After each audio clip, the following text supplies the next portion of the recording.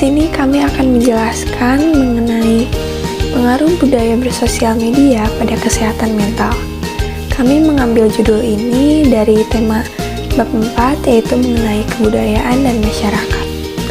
Yang pertama itu kita menjelaskan mengenai pengenalan isu tentang lifestyle budaya bersosial media pada masyarakat. Perkembangan teknologi informasi membawa sebuah perubahan dalam masyarakat. Lahirnya media sosial ini menjadikan pola perilaku masyarakat mengalami pergeseran baik dalam budaya, etika, dan norma yang ada. Indonesia dengan jumlah penduduk yang besar dengan berbagai kultur, suku, ras, agama, dan beraneka ragam lainnya, banyak sekali potensi perubahan sosial dari berbagai kalangan usia, dari anak-anak, remaja, dewasa, hingga lansia juga bisa. Hampir semua masyarakat Indonesia memiliki dan menggunakan media sosial sebagai salah satu sarana untuk mendapatkan informasi dan untuk menyampaikan informasi ke publik. Jadi dapat disimpulkan bahwa media sosial adalah sebuah media online. Dengan para pengguna bisa dengan mudah berpartisipasi, berbagi, dan menciptakan isi untuk meliputi blog, jejaring sosial, forum, dan dunia virtual lainnya. Blog jejaring sosial merupakan bentuk media sosial yang paling umum digunakan oleh masyarakat saat ini. Apalagi saat ini sedang keadaan pandemi dan semua orang melakukan segala hal kegiatan melalui online. Perubahan-perubahan dalam hubungan sosial atau sebagai perubahan terhadap keseimbangan hubungan sosial dan segala bentuk perubahan-perubahan pada lembaga-lembaga masyarakat di dalam suatu masyarakat yang mempengaruhi sistem sosialnya, termasuk di dalamnya nilai-nilai, sikap, dan pola perilaku di antara kelompok-kelompok dalam masyarakat. Mengapa sosial media bisa berdampak pada kesehatan mental? Penggunaan media sosial yang kurang bijak dapat berpengaruh buruk terhadap kesehatan mental kita, dan juga media sosial juga dapat mempengaruhi pandangan diri remaja atau self-image dan hubungan interpersonal melalui perbandingan sosial dan interaksi negatif, termasuk cyberbullying. Saat ini, media sosial kerap dikaitkan sebagai salah satu faktor risiko depresi dan gangguan kecemasan. Kaitannya antara depresi dan media sosial tidak hanya seputar tekanan sosial untuk membagikan atau mengikuti berita terkini. Munculnya kondisi kejiwaan yang satu ini juga disebabkan oleh kecenderungan pengguna sosial media yang membandingkan dirinya dengan keberhasilan yang telah dicapai orang lain. Namun, tidak jarang rasa iri yang dapat memicu depresi justru muncul. Bahkan, perasaan ini memicu keinginan bunuh diri ketika melihat pencapaian kita tidak sebanding dengan teman-teman kita. Hubungan depresi dan media sosial juga berkaitan dengan koneksi yang kita miliki dengan teman-teman di jejaring tersebut. Koneksi yang terbentuk di media sosial tidak berlangsung melalui tatap muka secara langsung. Hal tersebut membuat koneksi yang terbentuk menjadi kurang memuaskan secara emosional, sehingga memicu munculnya rasa terasing dari kehidupan sosial. Dampak media sosial terhadap kesehatan mental. Sebelum mengetahui apa sih itu dampaknya, perlu kita ketahui bahwa pengguna media sosial setiap tahunnya akan semakin bertambah. Berdasarkan data We Are Social dan Hootsuite, pengguna media sosial di Indonesia pada tahun 2019 mencapai 150 juta atau setara dengan 56% dari total populasi. Jumlah tersebut meningkat 20% dari survei serupa di tahun sebelumnya. Selanjutnya, apa sih itu dampaknya? Dampak yang pertama yaitu kecanduan. Menggunakan media sosial secara berlebihan akan menyebabkan kecanduan. Contohnya, kecanduan bermain Instagram, Twitter. Kriteria kecanduan di sini seperti kita bermain Instagram sampai lupa waktu, lupa aktivitas lain, lupa kewajiban-kewajiban lain yang seharusnya kita lakukan. Sebetulnya, hal tersebut berakibat mempengaruhi suasana hati atau pikiran yang gampang berubah-ubah. Seperti misalnya menjadi mudah cemas, mudah gelisah. Dampak yang kedua yaitu kesepian. Menurut ahli antropologi dan psikolog asal Inggris Rim Dunbar mengatakan bahwa otak manusia terbatas dalam menangani banyaknya teman. Hanya dengan interaksi sosial tatap muka langsung, seseorang dapat menjaga pertemanan dan hubungannya dengan orang lain. Artinya, banyaknya jumlah followers di media sosial tidak menjamin kebahagiaan seseorang dan tidak menjamin seseorang itu tidak merasa kesepian. Dampak yang ketiga yaitu kurang bahagia berujung depresi. Sering terjadi media sosial menjadi ajang membandingkan diri dengan orang lain. Hal tersebut mengakibatkan tingkat kecemasan dan depresi meningkat. Studi yang dipublikasikan oleh International Journal of Mental Health and Addiction menganalisis pengaruh media sosial terhadap kesehatan mental pada orang dewasa di Indonesia. Hasilnya adalah pengguna media sosial bisa menyebabkan depresi hingga 9%. Dapat kita simpulkan bahwa kita harus bijaksana dalam menggunakan media sosial, karena dampak baik maupun buruknya media sosial tergantung pada penggunanya itu sendiri. Saya akan memberikan contoh kasus yang berkaitan dengan media sosial. Pertama, dilansir dari kompas.com pada tanggal 21 Mei 2018 mengenai kasus dari Ahmad Dhani.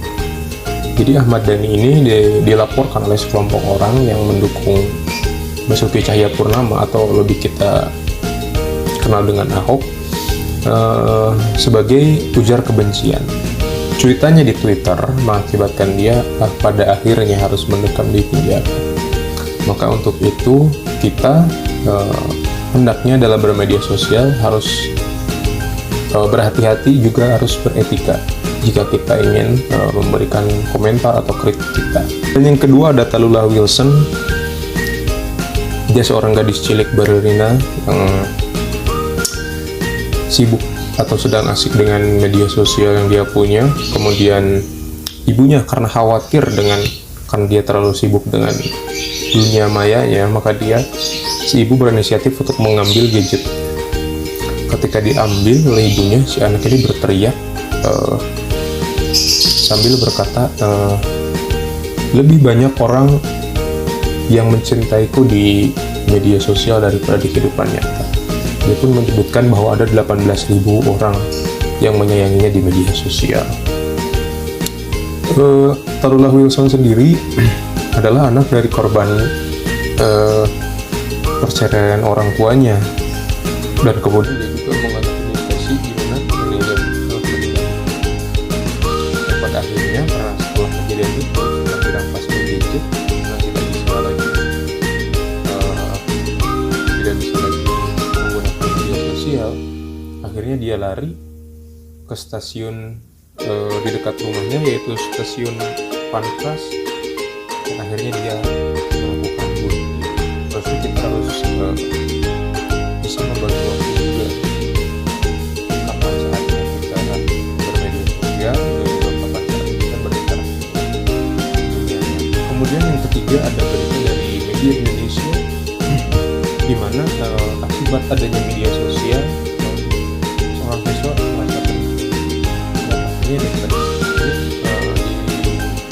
post oleh media Indonesia pada tanggal 26 Agustus 2019, di mana ada seorang siswa dari Bekasi yang akhirnya mengalami depresi akibat kuliah di sosial media seperti WhatsApp, Facebook, dan Instagram. Dan hal serupa juga pernah dialami juga oleh seorang anak di Inggris yang bernama Mona. Dan pola-polanya juga sama. Nah, ingat, kebebasan kita berbicara ketika bermedia sosial itu harus diperhatikan, karena tidak semua orang bisa menerima apa yang kita bicara di media sosial.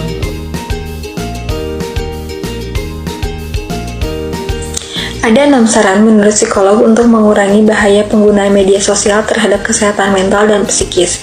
Yang pertama, batasi waktu Anda dan tempat untuk memakai media sosial. Penggunaan media sosial dapat mempengaruhi komunikasi langsung dengan orang lain. Nah, dengan cara mematikan notifikasi dari media sosial atau menyalakan mode pesawat pada waktu tertentu setiap harinya, Anda bisa berhubungan baik dengan orang lain. Misalnya tidak mengecek media sosial saat sedang makan bersama keluarga dan teman. Lalu yang kedua ada jadwalkan periode detoksifikasi.